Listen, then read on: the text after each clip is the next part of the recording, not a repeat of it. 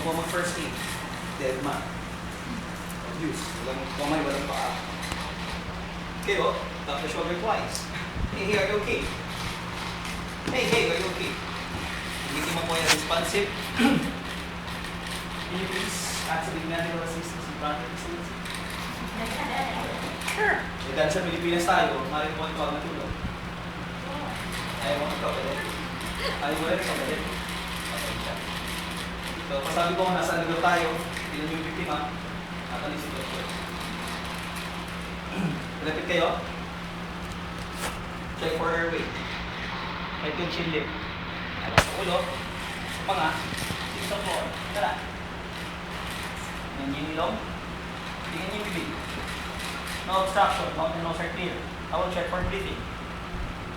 So, the listen and feel. Look. Listen. Feel. 10 seconds. 1,000, 2,000, 3,000, 4,000, 5,000, 6,000, 7,000, 8,000, 9,000, 10. Ang biktima po ay breathless, automatic. Manikin to pag huminga to, nakakatakot. I will give 2 initial breaths just to make sure to obstruction. Use the nose, fill the mouth, and breathe. 1,001. Wala pa?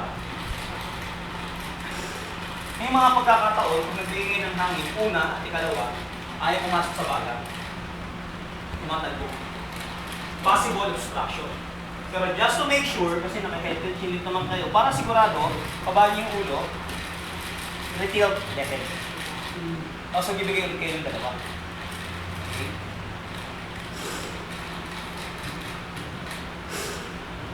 Pag ayaw pa rin pumasok ng hangin sa baga, ang ibig sabihin po, meron talaga siyang obstructions. Pag ganitong walang makita ko, diretso kayo sa third chest compression.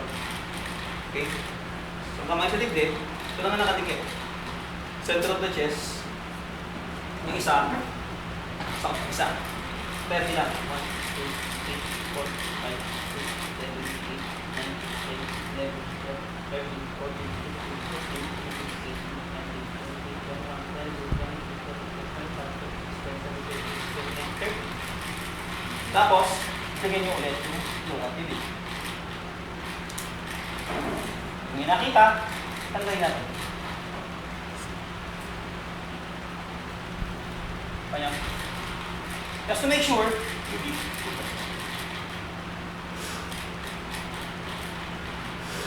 Eh, pumasok na. So, ibig sabihin, wala nang obstruction.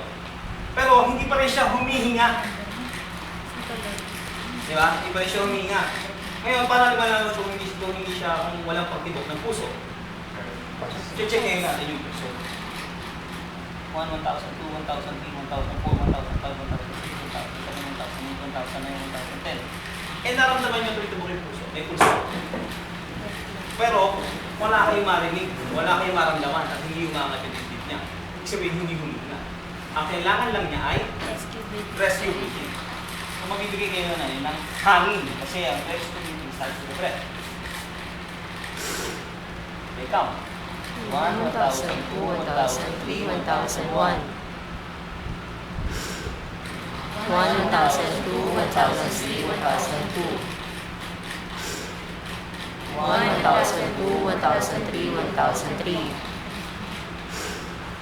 1, 1,002, 1,003, 1,004. 1, 1,002, 1,003, 1,005. 1, 1,002, 1,003, 1,006. 1, 1,002, 1,003, 1,007. 1, 1,002, 1,003, 1,008. 1, 1,002, 1,003, 1,009. 1, 1,002, 1,003, 1,010. 1, 1,002, 1,003, 1,011. 1, 1,002, 1,003, 1,012. 1, 1,002, 1,003, 1,013. 1, 1,002, 1,003, 1,014. 1, 1,002, 1,003, 1,015. 1, 1, 1,002, 1,003, 1,016. 1, 1,002, 1,003, 1,017. 1, 1,002, 1,003, 1,018. 1, 1,002, 1,003, 1,019. 1, 1,002, 1,003, 1,020. 1, 1,002, 1,003, 1,021. 1, 1,002, 1,003, 1,022. 1, 1,002, 1,003, 1,023. 1, 1,002, 1,003, 1,024. For articulation of breathing, 1,002.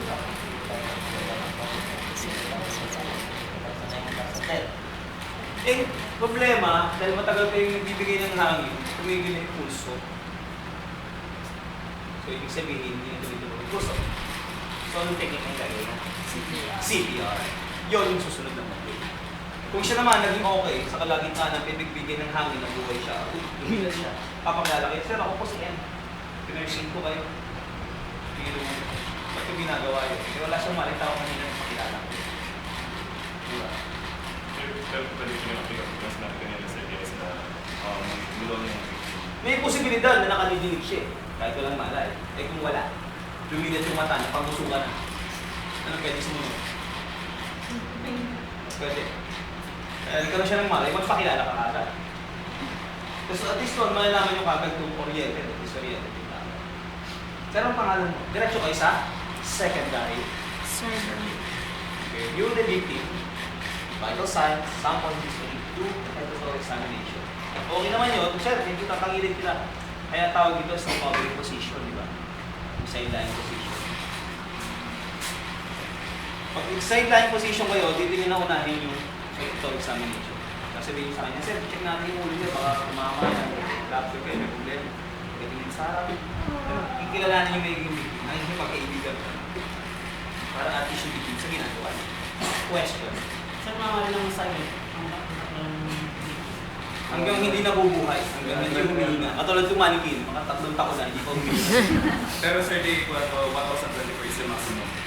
Oh, tapos nun, check mo na ulit yung breathing and circulation. After nun, sasabihin ng instructor, still not breathing. Ano gagawin mo? Rescue breathing. Still not breathing. Natapos kayo, sabi ng instructor, still not breathing. That's your prediction. Doon papasok yung clinical at saka yung biological. Sir, how many rescue breathing na isa gawa para magpunta ng CPR? Minimum ng 3.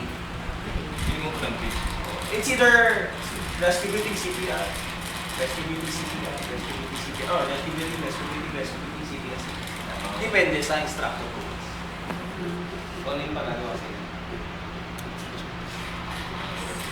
Okay, pumasok sa oras, isa pa. Pumasok kayo sa oras, gusto nyo pa. Dito. Kayo po yung mananawa, hindi naman. Okay, ganito sa sitwasyon. Sinurvey natin siya, wala pa rin. Exactly na po ang gagawin sa either CPR or ang pa rin. Oo, kami bibigyan ng sitwasyon. Pero yung tao, syempre, alas daw kunyari, magsaka, wala na kami. May tao kang tunay na hawak. Hindi humihinga, pero may pagtibok ng puso. May rescue breathing naman. Tapos ang mag-cycle ng rescue breathing, hindi pa rin humihinga, meron pa rin pulso, rescue breathing na tayo. Kasi hindi pa rin humihinga. Hanggang sa... Yun ang dahilan.